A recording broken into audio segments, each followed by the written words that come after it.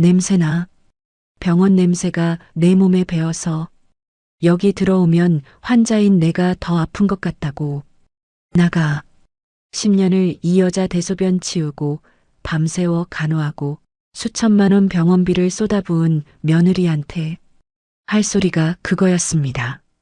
그것도 모자라 처음 보는 젊은 여자 손을 붙잡고 진짜 며느리가 왔다며 웃고 있었죠. 아, 근데요.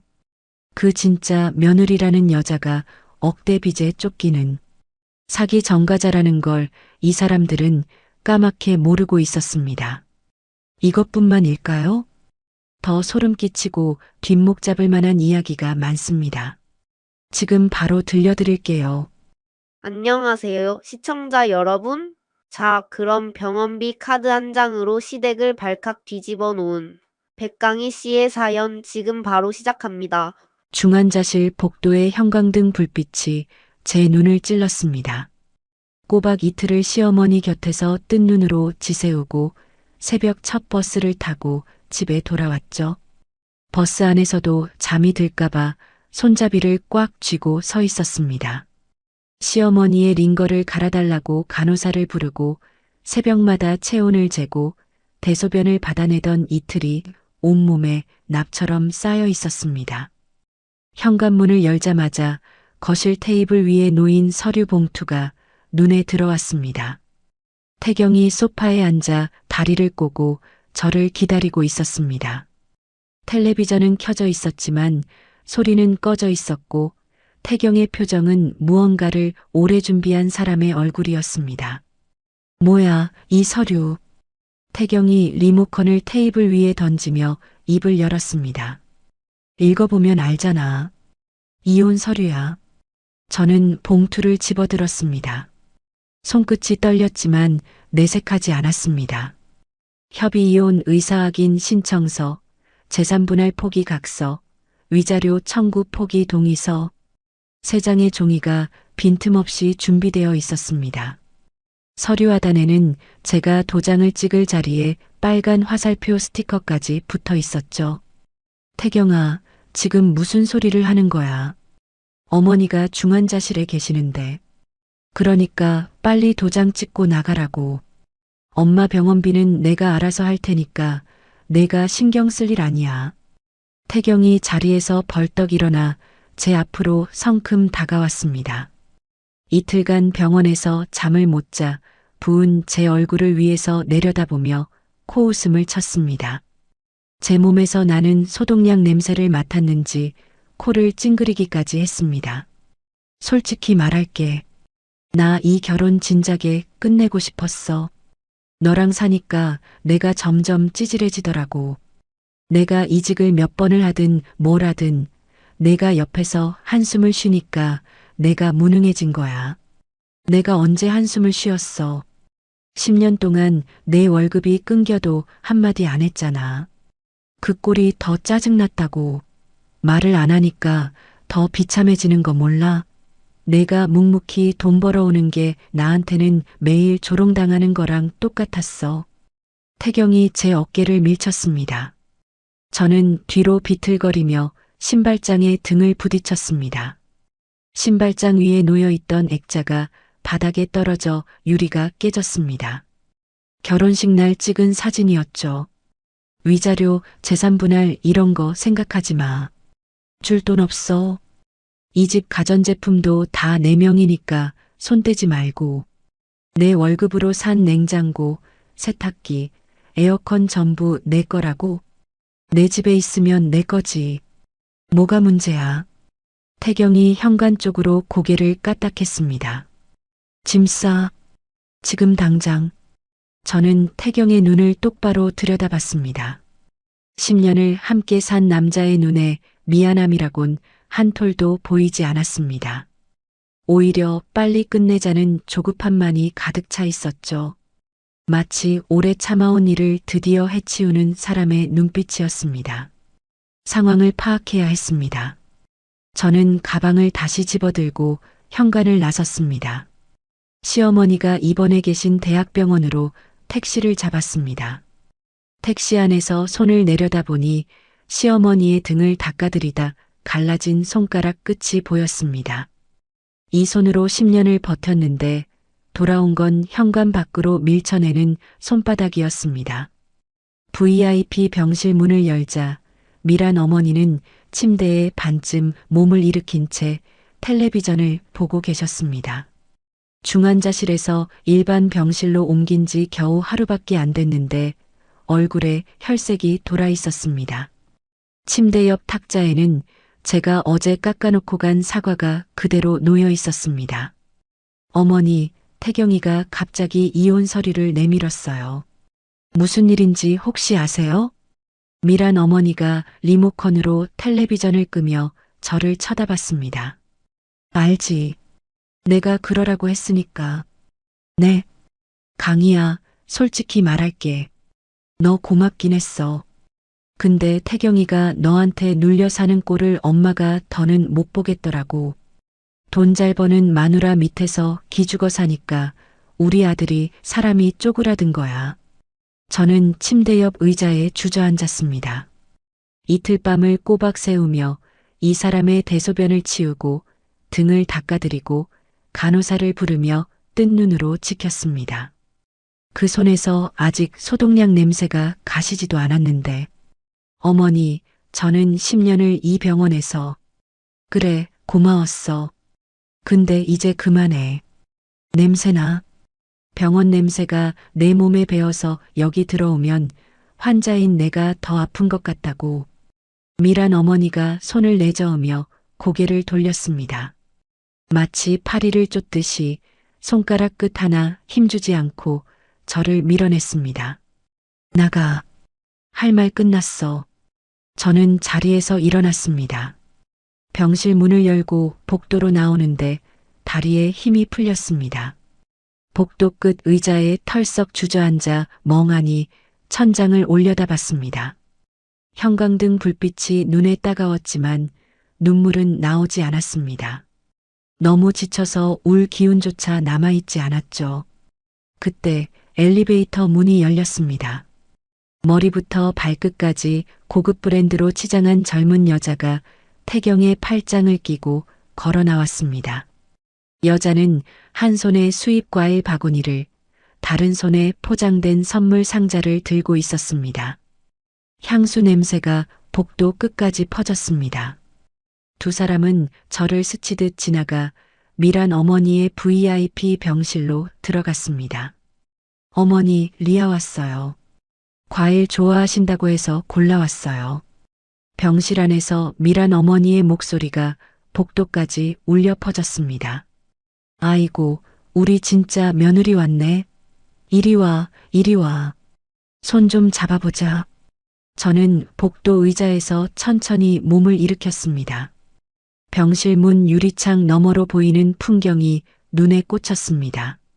미란 어머니가 그 여자의 손을 두 손으로 감싸쥐며 환하게 웃고 있었습니다. 10년간 제 손을 한 번도 그렇게 잡아준 적 없는 사람이었죠. 제가 밤새워 깎아놓은 사과는 탁자 구석에 밀려나 있었고 그 자리를 수입 과일 바구니가 차지하고 있었습니다. 저도 모르게 병실 문을 밀고 들어갔습니다. 태경이 저를 발견하고 얼굴이 굳어졌습니다. 왜 여기 또 와? 나가라고 했잖아. 이 여자가 누군데? 대답해. 태경이 주머니에서 휴대폰을 꺼내 어딘가에 전화를 걸었습니다. 여보세요. 병원 보안팀이죠.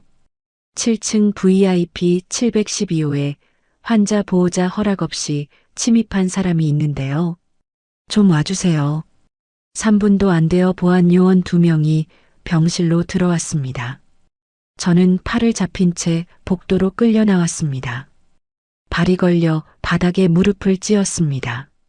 무릎에서 욱신거리는 통증이 올라왔지만 그보다 더 아픈 건 지나가던 간호사와 환자 보호자들이 고개를 돌려 저를 바라보는 그 시선이었습니다. 마치 제가 무슨 잘못을 저지른 사람처럼. 병실 안에서 미란 어머니의 웃음소리가 새어나왔습니다. 그날 저녁 집에 돌아가니 현관 비밀번호가 바뀌어 있었습니다. 번호를 누를 때마다 빨간불이 깜빡였습니다. 경찰에 동행을 요청해서야 겨우 문을 열 수 있었습니다. 경찰관이 옆에 서 있는 상황에서도 태경은 소파에 앉은 채 일어나지도 않았습니다.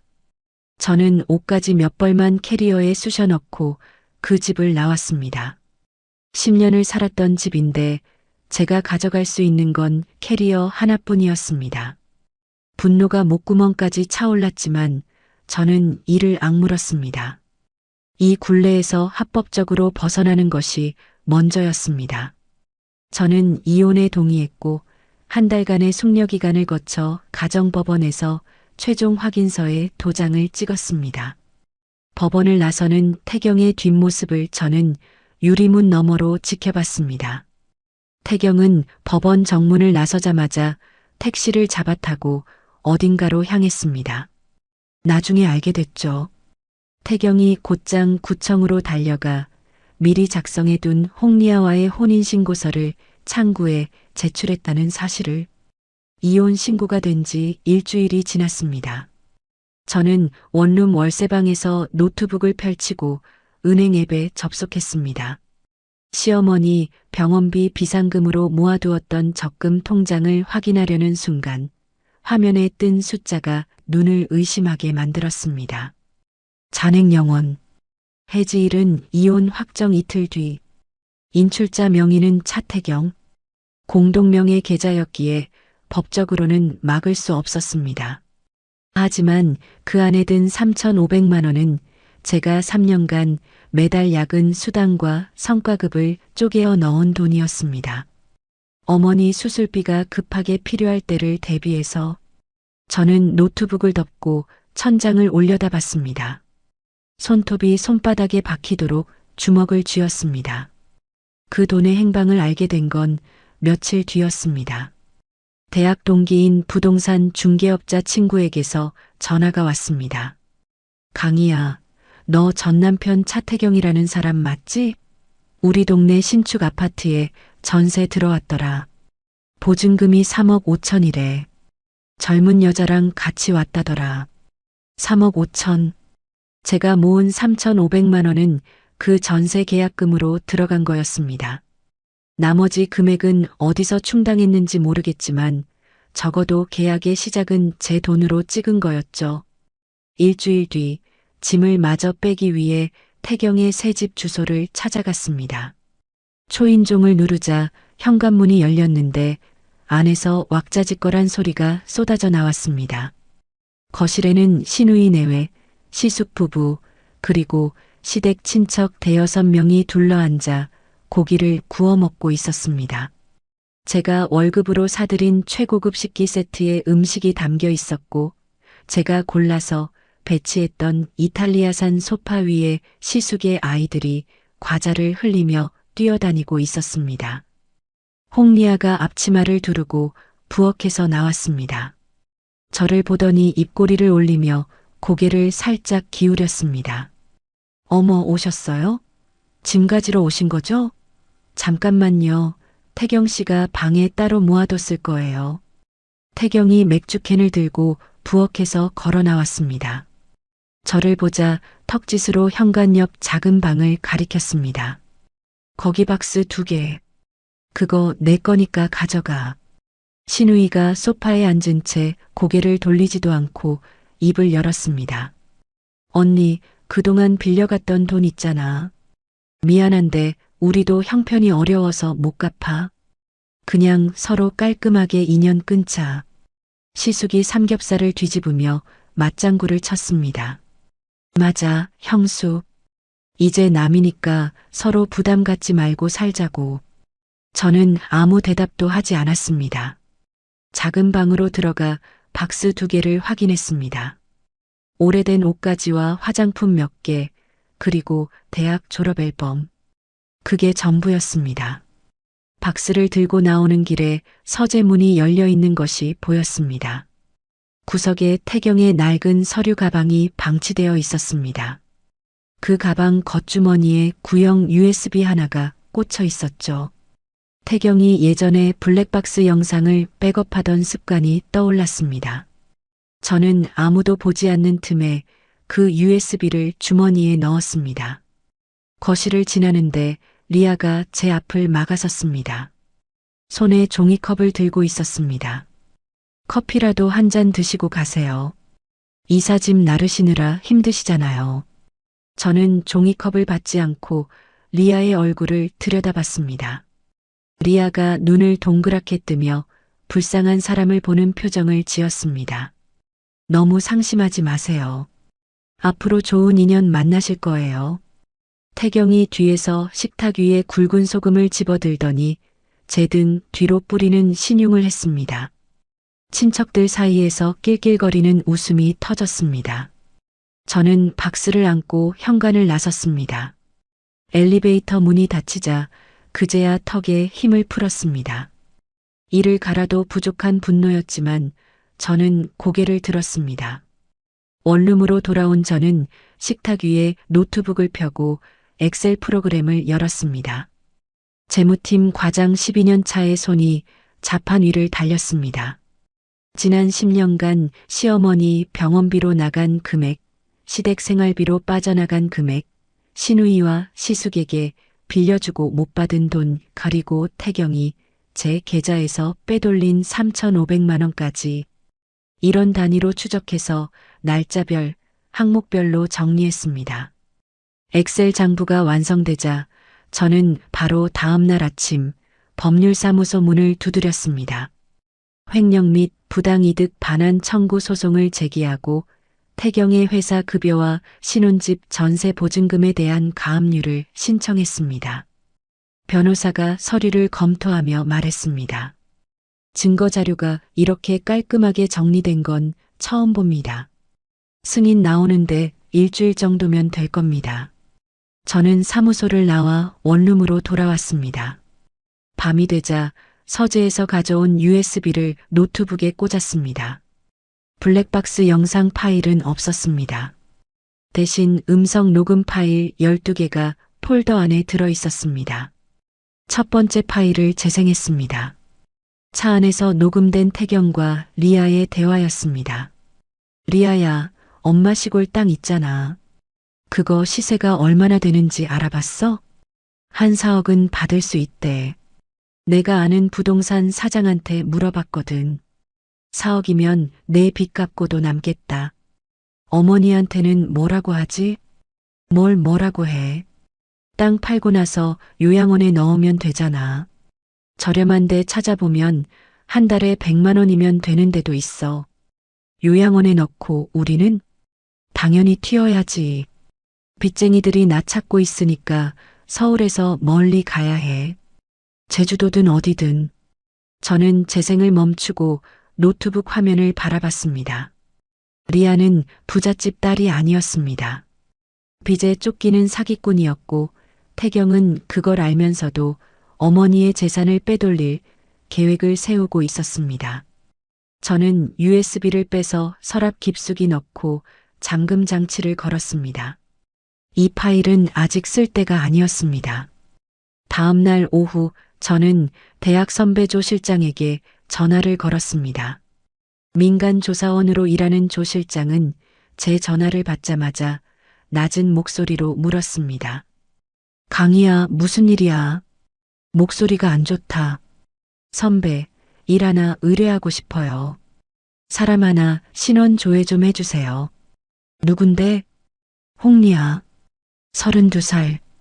제 전남편이랑 혼인신고 올린 여자예요. 조 실장이 잠시 침묵하더니 볼펜을 탁 하고 놓는 소리가 들렸습니다. 알겠어. 이틀만 줘. 이틀 뒤 조 실장에게서 연락이 왔습니다. 저는 조 실장이 운영하는 사무실로 찾아갔습니다. 조 실장이 책상 위에 서류 뭉치를 펼치며 입을 열었습니다. 홍리아, 본명 홍미정. 3년 전 혼인빙자 사기로 실형 1년 6개월 살고 나왔어. 출소 이후 이름을 개명했고 현재 사채업자 3곳에서 총 2억 3천만 원을 빌렸는데 이자를 6개월째 못 갚고 있어. 사실상 지명수배 수준이야. 조 실장이 서류 한 장을 집어 제 앞으로 밀었습니다. 전과 기록, 조회서와 개명 허가서, 사본이었습니다. 내 전남편이 통장에서 빼간 3,500만 원 전세금으로 들어간 게 아니야. 내가 확인해 봤는데 그중 2,800만 원이 사채업자 이자 갚는데 들어갔어. 저는 서류를 내려다보며 입술을 깨물었습니다. 제가 밤잠을 설쳐가며 모은 비상금이 빚쟁이 이자로 흘러들어간 겁니다. 선배, 부탁이 하나 더 있어요. 말해. 이 사람들 동선을 좀 추적해 주세요. 며칠 안에 큰 움직임이 있을 거예요. 조 실장이 팔짱을 끼며 고개를 끄덕였습니다. 알겠어. 비용은 나중에 청구할게. 사무실을 나온 저는 버스 정류장에 서서 하늘을 올려다봤습니다. 퍼즐 조각이 하나씩 맞춰지고 있었습니다. 이제 남은 건 그들이 스스로 무너질 판을 짜는 것이었죠. 그날 밤 저는 태경에게 문자를 보냈습니다. 태경아, 그동안 내가 부족해서 미안해. 새 출발 축하해. 행복하게 잘 살아. 보내기 버튼을 누르는 손가락에 힘을 주었습니다. 3분도 안 되어 읽음 표시가 떴습니다. 답장은 오지 않았지만 그것으로 충분했습니다. 다음 날 조 실장에게서 사진 한 장이 왔습니다. 태경이 친척 단체 대화방에 제 문자를 캡처해서 올린 화면이었습니다. 그 밑에 태경이 쓴 글이 보였습니다. 키읔키읔키읔 드디어 포기했나 보다. 불쌍한 것. 그 아래로 신우이, 시숙, 친척들의 웃음 표시가 줄줄이 달려 있었습니다. 저는 휴대폰 화면을 끄고 식탁 앞에 앉았습니다. 거울에 비친 제 얼굴에 미소가 번졌습니다. 다음 날 아침 9시 저는 시어머니가 입원해 있는 대학병원 원무과를 찾아갔습니다. 창구 직원에게 신분증을 내밀며 말했습니다. 712호 환자 광미란님 병원비 자동결제 카드를 정지해 주세요. 제 명의로 등록된 카드요. 직원이 모니터를 확인하며 물었습니다. 결제 취소 시 미수금이 발생할 수 있는데 괜찮으시겠어요? 네, 괜찮습니다. 그리고 이것도 처리해 주세요. 저는 이혼 확인서와 주민등록 등본을 창구 위에 올려놓았습니다. 저는 더 이상 환자의 가족이 아닙니다. 보호자 명단과 결제 책임자에서 제 이름을 빼주세요. 직원이 서류를 확인하고 전산 처리를 시작했습니다. 5분 뒤 모든 절차가 끝났습니다. 처리 완료되었습니다. 새로운 결제 책임자는 아들인 차태경님으로 자동 변경됩니다. 결제 정지 효력은 내일 자정부터 발생합니다. 저는 고개를 숙여 인사하고 원무과를 나왔습니다. 시어머니의 수술은 이틀 뒤로 잡혀 있었습니다. 수술 재료비 5천만 원은 수술 전날까지 선결제가 되어야 하죠. 제가 카드를 정지한 효력이 발생하는 날이 바로 그 선결제 마감일이었습니다. 병원을 나온 저는 조 실장에게 전화를 걸었습니다. 선배, 리아한테 돈을 빌려준 사채업자들 연락처 알아낼 수 있어요? 어렵지 않아. 왜? 제가 쓸 데가 있어요. 그날 저녁 저는 편의점에서 산 선불폰으로 사채업자에게 문자를 보냈습니다. 홍미정이 부자 남편 만나서 대학병원 VIP 병실에서 파티 열고 다닙니다. 병원 이름은 한강대학병원 7층 712호입니다. 문자를 보내고 선불폰의 전원을 껐습니다. 저는 원룸 책상 위에 놓인 엑셀 장부와 법원 접수증, 그리고 USB를 차례로 바라봤습니다. 일주일 전 신청한 가압류 결정문이 태경의 회사에 도착할 날짜를 달력에서 손가락으로 짚었습니다. 수술 전날 그 다음 날이었습니다. 모든 타이밍이 하루 간격으로 맞물려 있었죠. 저는 달력을 내려놓고 의자에 깊숙이 등을 기댔습니다. 10년간 참아온 무게가 어깨에서 서서히 내려오는 느낌이었습니다. 이제 남은 건 기다리는 일뿐이었습니다. 시어머니 수술 전날이 밝았습니다. 미란 어머니의 VIP 병실에는 아침부터 사람들이 몰려들었습니다. 조 실장이 병원 로비에서 찍어 보내준 사진 속에는 태경과 리아, 신우이 내외, 시숙 부부 그리고 시댁 친척 너댓 명이 꽃다발과 과일 바구니를 들고 엘리베이터에 타는 모습이 담겨 있었습니다. 저는 병원 건너편 카페 2층 창가 자리에 앉아 아메리카노를 주문했습니다. 휴대폰을 테이블 위에 올려놓고 조 실장이 보내주는 사진을 하나씩 확인했습니다. VIP 병실 안에서는 잔치가 벌어지고 있었습니다. 고급 케이터링 도시락이 테이블 위에 쌓여 있었고 리아가 가져온 커다란 케이크 상자가 침대 옆 탁자를 차지하고 있었습니다. 병실 창문으로 햇살이 들어와 풍선 장식에 반짝이는 것까지 사진에 찍혀 있었습니다. 미란 어머니가 침대에서 몸을 일으키며 리아의 손을 잡았습니다. 리아야, 이 가방 진짜 예쁘다. 이거 얼마짜리야? 리아가 미란 어머니의 무릎 위에 놓인 핸드백을 쓰다듬으며 웃었습니다. 어머니, 그건 제가 드리는 거예요. 수술 끝나고 퇴원하시면 들고 다니세요. 아이고, 우리 며느리. 전에 그녀는 10년 동안 손수건 하나 안 사줬는데 신우이가 포도를 까먹으며 맞장구를 쳤습니다.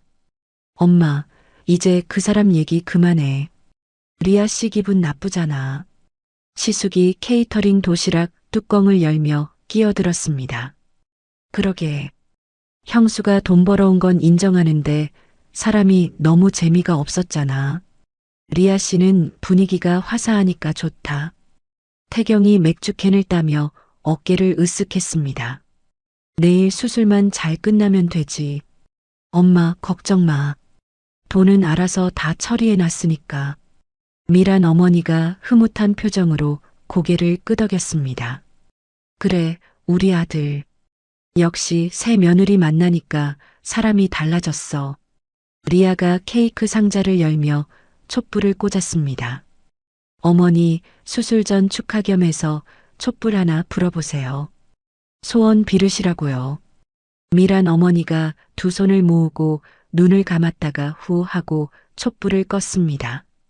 박수 소리가 병실을 채웠습니다. 그때 병실 문이 똑똑 열렸습니다. 원무과 직원이 서류판을 들고 안으로 들어왔습니다. 직원의 표정은 딱딱하게 굳어 있었습니다. 직원이 태경을 찾아 시선을 돌리며 입을 열었습니다. 차태경 보호자분이시죠? 태경이 맥주캔을 내려놓으며 고개를 돌렸습니다. 네, 맞는데요. 내일 예정된 광밀한 환자분 수술 관련해서 안내드릴 게 있어서요. 기존에 등록되어 있던 자동결제 카드가 정지 처리되었습니다. 결제 책임자가 차태경님으로 변경되었고 내일 수술을 진행하려면 오늘 자정 전까지 선결제 보증금 5천만 원을 납부해 주셔야 합니다. 병실 안이 조용해졌습니다. 신우이가 손에 들고 있던 포도를 접시에 내려놓았습니다. 방금까지 웃고 떠들던 친척들의 입이 일제히 닫혔습니다. 태경이 자리에서 벌떡 일어났습니다. 5천만 원이요? 갑자기 왜 카드가 정지된 거예요? 이전 결제자이신 백강희 님이 직접 방문하셔서 정지 요청하셨습니다. 이혼 서류도 확인했고요. 태경의 얼굴이 하얗게 질렸습니다. 리아가 태경의 팔을 잡아당기며 속삭였습니다. 여보, 5천만 원 있어? 잠깐만. 내가 카드로 하면 되잖아. 태경이 지갑에서 카드를 꺼내 직원에게 내밀었습니다. 직원이 카드를 가져가 단말기에 대자 삐하는 거절음이 울렸습니다. 태경이 다른 카드를 꺼내 다시 내밀었습니다. 또다시 거절음. 세 번째 카드까지 전부 같은 소리가 났습니다. 한도 초과로 승인이 거절되었습니다. 다른 결제 수단 있으시면 오늘 안으로 원무과에 방문해 주세요. 직원이 고개를 숙이고 병실을 나갔습니다. 미란 어머니가 침대 난간을 움켜쥐며 태경을 노려봤습니다. 태경아, 5천만 원이 없다니 그게 무슨 소리야. 내일 수술이잖아. 엄마, 잠깐만. 내가 어떻게든 해볼게. 태경이 휴대폰을 꺼내 어딘가에 전화를 걸기 시작했습니다. 한 통, 두 통, 세 통. 전화를 받는 사람마다 미안하다. 그 정도 금액은 힘들다는 대답뿐이었습니다. 네 번째 전화는 아예 받지도 않았습니다. 다섯 번째는 통화 중이었고, 여섯 번째는 전원이 꺼져 있었습니다. 시숙이 슬그머니 자리에서 일어나며 시계를 봤습니다. 형, 나 애들 학원 데려다 줘야 해서 먼저 간다. 신우이도 가방을 챙기며 일어섰습니다. 오빠, 나도 먼저 갈게. 남편이 저녁까지 오래. 친척들이 하나둘씩 눈을 피하며 병실을 빠져나갔습니다. 아까까지 박수를 치고 건배를 하던 사람들이 쥐도 새도 모르게 사라졌습니다. 5분도 안 되어 병실에는 태경과 리아 그리고 미란 어머니만 남았습니다. 케이크는 한 조각도 먹히지 않은 채 테이블 위에서 녹아내리고 있었습니다. 미란 어머니의 휴대폰이 울렸습니다. 병원 원무과 자동 안내 전화였습니다. 이어서 태경의 휴대폰도 울리기 시작했습니다. 끊으면 또 울리고 끊으면 또 울렸습니다. 미납 안내, 수술 보증금 독촉, 병실 퇴실 안내까지 두 사람의 전화기가 번갈아가며 쉬지 않고 울어댔습니다. 1시간 동안 50통이 넘게 울렸고 태경은 더 이상 전화기를 들 수조차 없었습니다. 태경이 휴대폰을 집어 던지듯 침대 위에 놓으며 머리를 쥐어뜯었습니다. 아씨, 강희 이 미친년이 진짜. 미란 어머니가 이불을 걷어차며 소리를 질렀습니다. 당장 그년한테 전화해. 어떻게든 돈 내게 만들어. 태경이 제 번호를 눌렀습니다. 저는 카페 테이블 위에서 진동하는 휴대폰 화면을 내려다봤습니다. 차태경? 전화를 받지 않았습니다. 두 번째, 세 번째, 네 번째.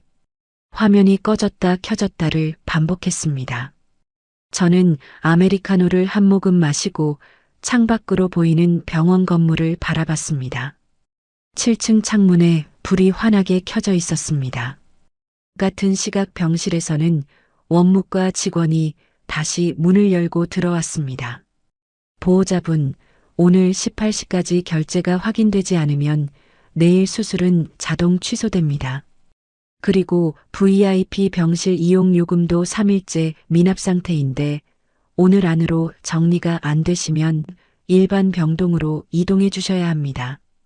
미란 어머니가 직원을 향해 손을 내저었습니다. 내가 여기 입원한 지가 몇 달인데 갑자기 나가라는 게 말이 돼. 죄송합니다만 원칙이라서요. 대기 환자분들도 계시고요. 직원이 나가자 미란 어머니가 베개를 짚고 울음을 터뜨렸습니다. 리아는 병실 구석 소파에 앉아 손톱을 물어뜯으며 아무 말도 하지 않았습니다. 태경이 제게 전화를 걸었습니다.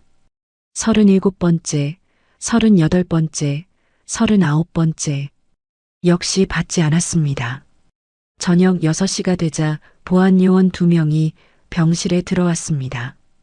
미란 어머니는 보안요원들이 지켜보는 가운데 링거대를 끌고 일반 병동 복도의 간이 침대로 옮겨졌습니다.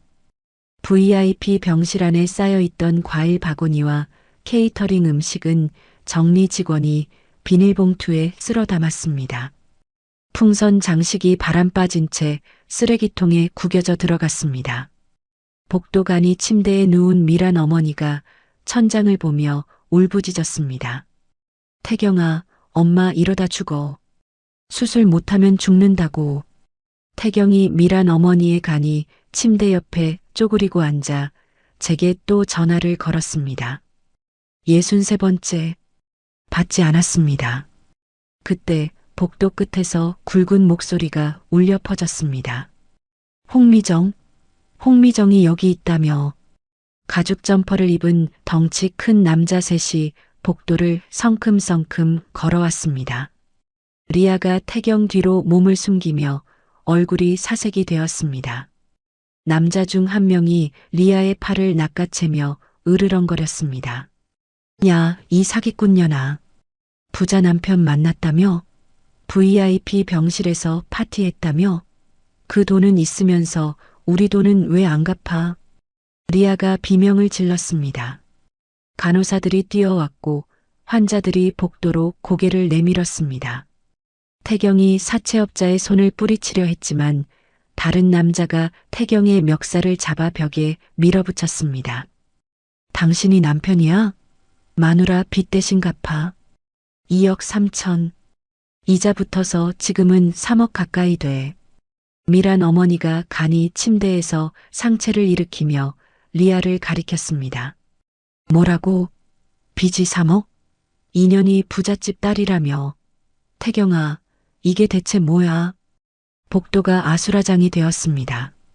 사채업자들의 고함 소리, 리아의 울음소리, 미란 어머니의 비명이 뒤섞였습니다.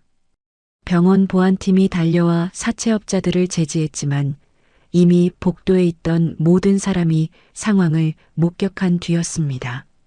옆 병실 환자 보호자가 휴대폰을 들어 영상을 찍고 있었고 간호사가 말려도 소용이 없었습니다. 저는 카페에서 마지막 사진을 확인했습니다. 복도 바닥에 주저앉아 울고 있는 리아, 벽에 기대어 멍하니 허공을 보는 태경, 간이 침대에서 이불을 끌어안고 부들부들 떠는 미란 어머니.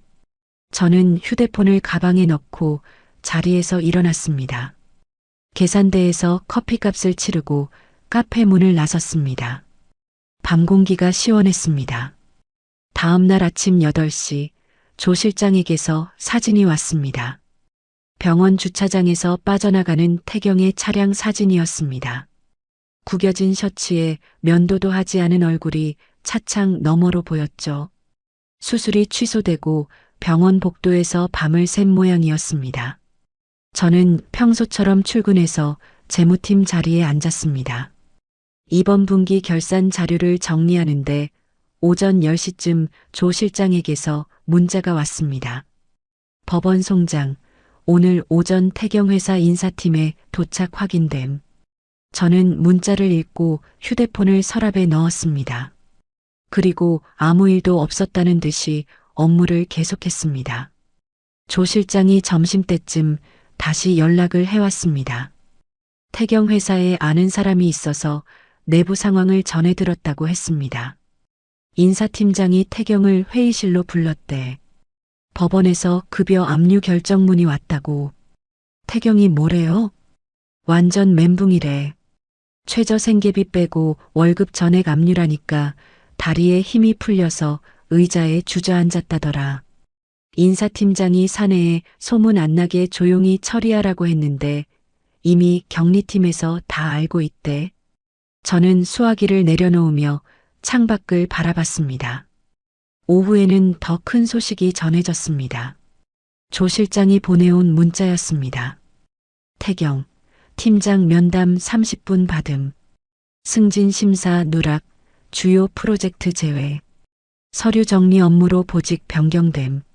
사내에 퍼진 소문의 내용도 덧붙여 있었습니다. 전처 돈을 빼돌려 다른 여자랑 살림 차렸다가 월급까지 압류당한 남자. 점심시간마다 구내식당에서 사람들이 수군거렸다고 합니다. 같은 시각 신혼집에서는 리아가 다른 종류의 지옥을 겪고 있었습니다. 전세 보증금 역시 가압류 결정이 내려져 은행에서 한 푼도 뺐을 수 없게 된 상태였죠. 조 실장이 파악한 바로는 리아의 휴대폰에 사채업자들의 협박 문자가 쉴 새 없이 쏟아지고 있었습니다. 내일까지 이자 500 안 들어오면 알지? 남편이라는 놈한테도 찾아갈 거야. 도망가면 끝까지 쫓아간다. 저녁 7시 조 실장에게서 사진이 한 장 더 왔습니다. 서울 외곽의 한적한 공원 주차장에서 태경과 리아가 차 안에서 싸우고 있는 모습이었습니다. 차 창문이 열려 있어 조 실장이 멀찍이서 음성도 녹음해 보내줬습니다. 너 때문이잖아. 부잣집 딸이라며. 빚이 3억이 뭐야. 태경이 운전대를 두 주먹으로 내리쳤습니다. 나한테 따지지 마. 당신이 먼저 나한테 접근한 거잖아. 통장에 3,500 있다고 자랑한 게 누군데? 리아가 조수석 등받이를 발로 차며 소리를 질렀습니다. 그 돈은 다 이자 갚는 데 들어갔어. 지금 나한테 한 푼도 없다고. 나도 없어. 월급도 압류됐고 전세금도 묶였어. 어떻게 하라고. 두 사람이 한참을 고함을 지르다가 잠시 침묵이 흘렀습니다. 리아가 먼저 입을 열었습니다. 방법 하나 있어. 뭔데? 어머니 시골 땅. 그거 팔면 돼. 급하게 내놓으면 반값이라도 현금으로 받을 수 있어. 태경이 운전대에 이마를 기대며 한숨을 내쉬었습니다. 엄마가 줄 리가 없잖아. 주는 게 아니라 가져오는 거지. 어머니 가방에 신분증이랑 땅 문서 있잖아. 병원에 누워 계시니까 몰래 빼오면 돼. 그건 진짜 지금 이 상황에서 고르고 있을 때야. 사채업자들이 내일 또 올 거라고. 이번엔 당신 회사로 찾아간대. 태경이 고개를 들었습니다. 한참을 망설이더니 시동키를 돌렸습니다. 그날 밤 조 실장이 보내온 사진 속에서 두 사람은 병원으로 돌아갔습니다. 일반 병동 복도간이 침대에서 잠든 미란 어머니의 머리맡 가방을 뒤지는 모습이 찍혀 있었습니다. 신분증과 땅 문서를 꺼내 가방 지퍼를 다시 닫는 장면까지.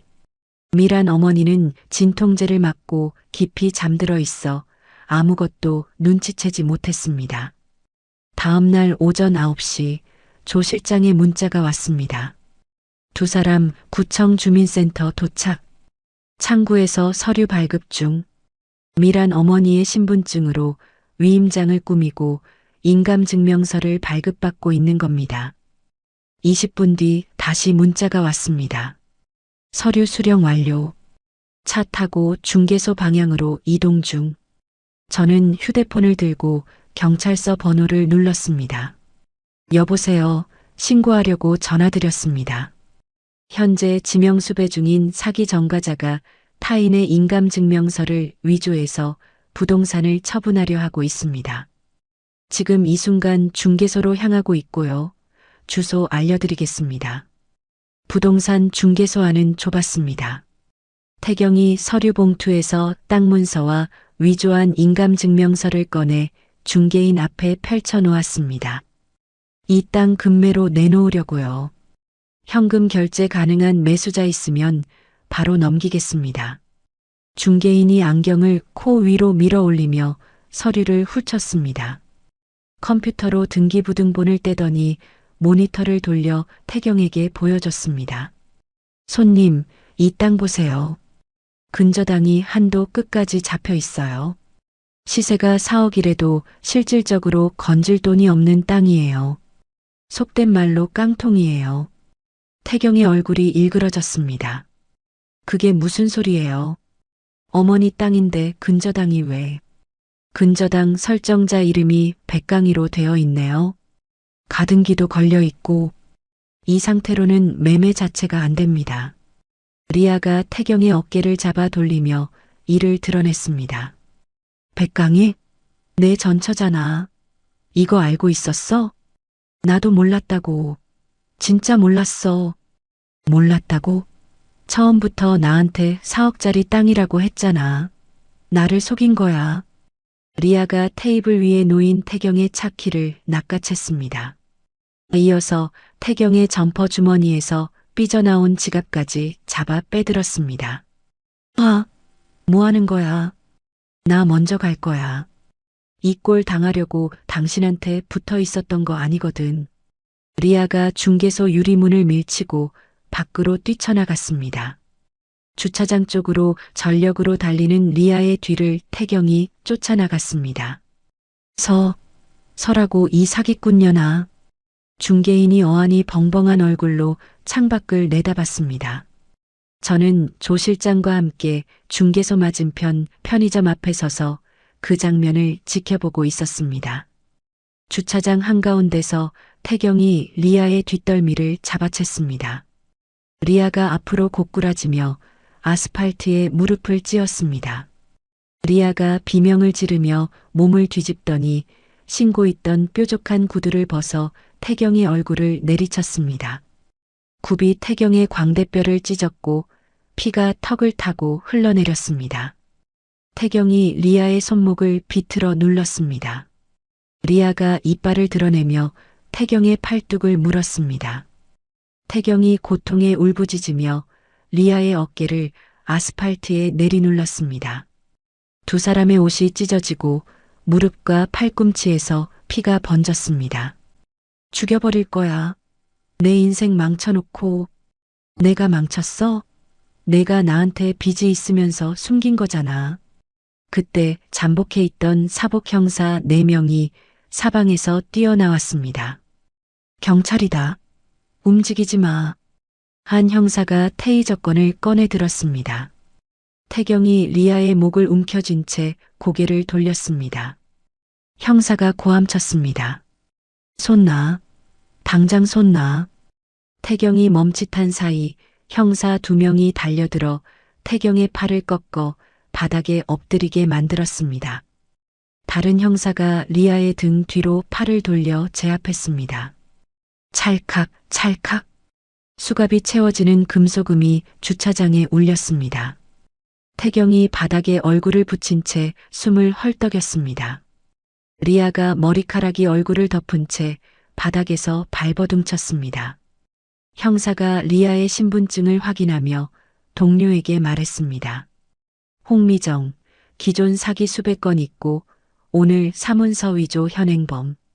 병 앞에서 올려. 차태경은요? 사문서 위조 공범, 특수 폭행 현행범. 같이 올려. 저는 조 실장과 함께 편의점 앞에서 걸어 나와 주차장으로 향했습니다. 형사가 태경을 일으켜 세우는 순간 태경의 눈이 저를 발견했습니다. 피가 얼굴 반을 덮고 있었습니다. 태경이 수갑이 채워진 두 손을 앞으로 내밀며 제게 달려들려 했지만 형사가 어깨를 잡아막았습니다. 강희야, 강희야, 제발. 나 좀 살려줘. 다 내가 잘못했어. 한 번만, 한 번만. 태경이 무릎을 꿇었습니다. 형사의 손을 뿌리치고 바닥을 기어 제 바지가랑이를 잡았습니다. 눈물과 피가 뒤섞인 얼굴이 고개를 들어 저를 올려다봤습니다. 저는 가방에서 서류 한 장을 꺼냈습니다. 횡령 고소장 사본이었습니다. 저는 그 종이를 구겨 태경의 얼굴 앞에 떨어뜨렸습니다. 이혼 도장 찍던 날 내가 나한테 했던 말 기억나? 줄 돈 없다고 했지. 나도 줄 잡이 없어. 태경이 바닥에 이마를 박으며 울음을 터뜨렸습니다. 형사가 태경의 팔을 잡아 일으켜 세웠습니다. 맞은편에서는 리아가 형사에게 끌려가며 태경을 향해 침을 뱉었습니다. 차태경, 이 쓰레기. 감옥에서 썩어. 내가 나한테 접근한 거잖아. 닥쳐. 내가 사기꾼인 거 내가 몰랐을 것 같아? 서로 이용한 거잖아. 두 사람이 서로를 향해 악을 쓰는 목소리가 호송차 문이 닫히며 끊겼습니다. 차가 주차장을 빠져나가는 것을 저는 팔짱을 낀 채 지켜봤습니다. 조 실장이 제 옆에서 호송차의 뒷모습을 바라보며 입을 열었습니다. 수고했어, 강희야. 선배야말로요. 정말 고마워요. 조 실장이 주머니에서 담배를 꺼내 물며 고개를 끄덕였습니다. 커피 한 잔 사줘. 그걸로 됐어. 저는 주차장을 빠져나오며 하늘을 올려다봤습니다. 5월 햇살이 눈부셨습니다. 가슴속에서 무거운 돌덩어리가 하나 빠져나간 느낌이었습니다. 체포 소식은 빠르게 퍼졌습니다. 일주일 뒤 조 실장이 구치소 수감 확인서 사본을 제게 보내왔습니다. 태경은 사문서 위조, 특수폭행, 그리고 제가 고소한 횡령 혐의까지 병합되어 재판을 기다리고 있었습니다. 태경의 회사에서는 구속 소식을 접하자마자 징계위원회를 열어 즉각 파면 처리했습니다. 퇴직금도 이미 가압류 상태였기에 태경의 손에 쥐어지는 돈은 한 푼도 없었죠. 리아 역시 과거 혼인빙자 사기 전과와 이번 사문서 위조, 부동산 사기 미수건이 합쳐져 장기 복역을 피할 수 없게 되었습니다. 조 실장이 전해준 바로는 구치소 안에서도 사채업자들이 돈을 쥐어준 수감자들에게 리아가 매일같이 괴롭힘을 당하고 있다고 했습니다. 미란 어머니의 소식도 들려왔습니다. 아들이 구속되고 새 며느리가 사기꾼이었다는 사실을 알게 된 미란 어머니는 병원 복도에서 실신했습니다. 하지만 병원 측은 장기 미납된 병원비를 이유로 더 이상 입원을 유지할 수 없다고 통보했고 미란 어머니는 강제 퇴원 처리되었습니다. 거동이 불편한 몸으로 시골 본가에 돌아간 미란 어머니는 친척들에게 전화를 돌렸습니다. 하지만 병원 VIP실에서 벌어진 사채업자 소동을 지켜본 친척들은 이미 번호를 바꾸고 연락을 끊은 뒤였습니다. 어느 날 오후 회사 로비에서 소란이 일었습니다. 안내 데스크 직원에게서 내선 전화가 왔습니다. 백강희 팀장님, 로비에 어르신 한 분이 팀장님을 찾아오셨는데요. 무릎을 꿇고 안 일어나시겠다고 하셔서요. 저는 엘리베이터를 타고 1층으로 내려갔습니다. 로비 한가운데 미란 어머니가 타일 바닥에 무릎을 꿇고 앉아 있었습니다. 반년 사이에 뼈만 앙상하게 남은 몸이었습니다. 머리카락은 반백이 되어 있었고 입고 있는 옷은 여기저기 때가 끼어 있었습니다. 미란 어머니가 저를 발견하고 이마를 바닥에 찧었습니다. 강희야, 한 번만 살려줘. 한 번만. 진통제 살 돈도 없어. 밤마다 아파서 잠을 못 자. 제발, 내가 잘못했어. 로비를 지나던 직원들이 고개를 돌려 쳐다봤습니다. 저는 미란 어머니 앞에 서서 내려다봤습니다. 이 사람이 저를 냄새난다며 병실에서 내쫓던 날이 떠올랐습니다. 보안 요원을 불러 저를 바닥에 내동댕이 치게 만들던 그 VIP 병실의 풍경이 떠올랐습니다. 저는 뒤로 돌아서서 안내 데스크 직원에게 말했습니다.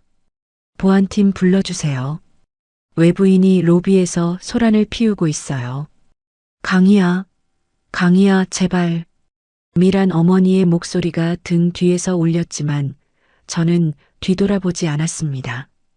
엘리베이터 문이 닫혔습니다. 민사 재판은 2달 만에 결론이 났습니다. 법원은 제 손을 들어줬고 가압류에 두었던 신혼집 전세 보증금에서 태경이 횡령한 원금과 위자료 전액을 환수하라는 판결을 내렸습니다. 3,500만 원의 원금의 지연이자까지 합쳐 4,200만 원이 제 통장으로 돌아왔습니다. 1원도 빠짐없이. 모든 법적 절차가 끝난 날 저는 법원을 나와 근처 공원 벤치에 앉았습니다. 봄바람이 불어버 꽃잎이 무릎 위에 내려앉았습니다. 10년간 등에 지고 있던 짐이 전부 내려간 느낌이었습니다. 태경은 재판에서 실형을 선고받았습니다. 리아도 장기 복역이 확정되었습니다. 미란 어머니는 시골집에서 혼자 살고 있다고 했습니다. 저는 벤치에서 일어나 걸음을 옮겼습니다. 이제 그 사람들의 소식을 일부러 찾아 들을 이유가 없었습니다. 저는 제 일상으로 돌아갈 뿐이었습니다. 모든 재판이 끝나고 1년이 흐른 봄이었습니다. 저는 사무실 책상 위에 놓인 인사 발령장을 내려다봤습니다. 재무팀 팀장 발령. 부서장이 직접 제자리로 와서 악수를 청하며 말했습니다. 백 팀장, 지난 1년간 결산 보고서 한 번도 수정 요청 없었어. 이번 승진 만장일치였어. 감사합니다. 열심히 하겠습니다. 저는 고개를 숙여 인사하고 발령장을 서랍에 넣었습니다. 팀원들이 박수를 쳤고 저는 손을 내저으며 웃었습니다. 퇴근 후 저는 새로 이사한 아파트로 향했습니다. 제 월급으로 계약한 넓은 투룸이었습니다.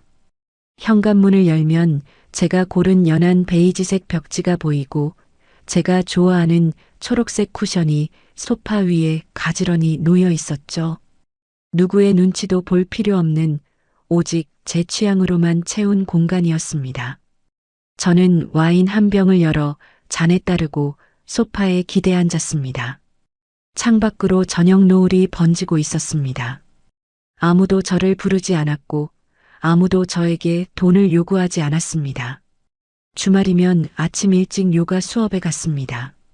한 달에 한두 번은 근교산에 올라 정상에서 김밥을 먹었습니다. 대학 동기들과 저녁 약속을 잡아 수다를 떨기도 했죠. 평범하고 조용한 일상이 이렇게 귀한 줄 예전에는 몰랐습니다. 어느 주말 오후 조 실장에게서 오랜만에 전화가 왔습니다. 강희야, 밥 먹었어? 아직이요. 선배 뭐 하세요? 근처 지나가다 전화했어. 참 별일은 아닌데 내 전남편 소식 들었어. 안 궁금한데요. 그래도 한마디만 할게. 가석방으로 나왔는데 정가 때문에 취직이 안 된대. 공사판 일용직으로 나가는 것 같더라. 술을 많이 마시나 봐. 얼굴이 퉁퉁 부어 있었어. 저는 와인잔을 내려놓으며 창밖을 바라봤습니다. 그렇군요. 시어머니는 시골에서 폐지 죽고 있대. 병원비가 없어서 요양원도 못 가고 친척들이 전부 연락을 끊어서 구걸하다시피 산다더라. 네. 리아는 감옥에서 다른 수감자랑 싸우다가 형량이 추가됐대. 한동안 못 나올 거야. 저는 잠시 침묵했습니다. 동정심이 들지 않았습니다. 안쓰럽다는 감정도 통쾌하다는 감정도 아니었습니다. 그저 먼 나라 뉴스를 듣는 것 같았습니다. 선배, 고마워요. 이제 그 사람들 소식은 안 전해줘도 돼요. 알겠어. 그래, 잘 지내. 전화를 끊고 저는 소파에서 일어났습니다. 부엌으로 가서 따뜻한 차를 한 잔 우려냈습니다. 찻잔을 들고 다시 소파에 앉아 텔레비전을 켰습니다. 시시콜콜한 예능 프로그램에서 출연자들이 떠들며 웃고 있었습니다. 저도 따라 피식 웃음이 나왔습니다. 월요일 점심시간 후배 하나가 제 자리로 와서 조심스럽게 입을 열었습니다. 팀장님, 저 다음 달에 결혼하는데요. 시댁에서 전세금 보태준다고 공동명의를 요구하거든요. 어떻게 하는 게 좋을까요? 저는 의자를 돌려 후배를 마주보며 말했습니다. 공동명의는 하지 마. 내 돈이 들어가면 내 명의로 해. 그리고 생활비, 경조사비, 병원비 지출 내역은 처음부터 따로 기록해둬. 영수증이든 이체 내역이든 다 남겨놔. 그렇게까지 해야 해요? 해야 해. 사랑하는 사이라도 돈 문제는 별개야. 기록이 있으면 나중에 내가 불리할 일이 없어. 후배가 고개를 끄덕이며 자리로 돌아갔습니다. 저는 모니터를 다시 바라보며 이번 달 결산 파일을 열었습니다. 퇴근길 아파트 엘리베이터에서 내려 현관문 비밀번호를 눌렀습니다. 불이 꺼진 조용한 집 안으로 들어서며 현관등을 켰습니다. 신발을 벗고 슬리퍼를 신고 부엌으로 향했습니다. 냉장고에서 우유를 꺼내 컵에 따르고 소파에 앉아 한 모금 마셨습니다. 고요한 저녁이었습니다. 누구의 병원비를 걱정할 필요도, 누구의 생활비를 대줄 필요도, 누구의 눈치를 볼 필요도 없는 저녁이었습니다. 제 인생의 가계부에서 가장 큰 악성 부채를 깨끗하게 정리한 지금, 통장 잔고는 매달 조금씩 늘어나고 있었습니다. 그 숫자가 늘어날 때마다 저는 알았습니다. 이 고요하고 평범한 일상이야말로 제가 10년을 걸어 되찾은 것이라는 걸. 여러분, 오늘 이야기는 여기까지입니다. 10년이라는 세월 동안 한 사람이 얼마나 많은 것을 삼키며 살았을까요? 병원 소독약 냄새가 손에서 지워지지 않는 밤들, 통장 잔고가 줄어드는 걸 보면서도 차마 내 돈이라고 말 못했던 순간들, 그 무게를 견딘 건 사랑이었을 텐데, 돌아온 건 현관 밖으로 밀쳐내는 손바닥이었습니다. 그런데요, 저는 이 사연에서 인상 깊은 장면이 있습니다. 마지막에 백강희 씨가 소파에 앉아 따뜻한 차를 마시며 텔레비전을 보고 웃는 그 장면이요. 거창한 게 아니었습니다. 그냥 아무도 자기한테 돈을 요구하지 않는 저녁. 누구의 눈치도 안 봐도 되는 고요한 시간. 그게 이 사람이 10년을 걸어서 되찾은 삶이었던 겁니다. 시청자 여러분은 어떻게 생각하시나요? 혹시 지금 누군가를 위해 너무 많은 걸 희생하고 견뎌내는 분이 있다면 나 자신부터 어떤지 돌아봐 주셨으면 합니다. 오늘 사연 끝까지 들어주셨다면 구독과 좋아요 부탁드리겠습니다. 오늘도 좋은 하루 되세요. 감사합니다.